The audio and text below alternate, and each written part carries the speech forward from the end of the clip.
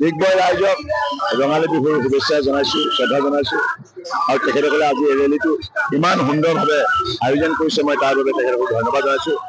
আৰু এই কথাটো নিশ্চিত হৈছে ডিগবৈ সমষ্টিবাসী ৰাইজে এই কথাটো প্ৰমাণ কৰিছে যে উন্নয়নৰ স্বাৰ্থত সদায় তেখেতসকল বিজেপিৰ সৈতে থাকিব।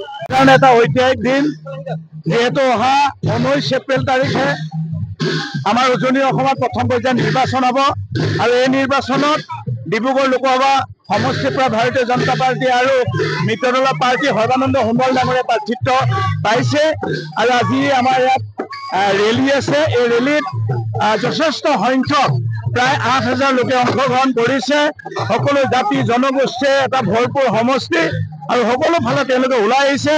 আৰু এটাই কথা, এইবাৰ ডিগবৈ সমষ্টিৰ পৰা আমি 50ৰ পৰা 60,000 ভোটৰ ব্যৱধান আমি নিশ্চিতভাৱে জয় কৰাম। ডিগবৈৰ পৰা সমন্বয় বাৰ্তা কি দিব বিহু?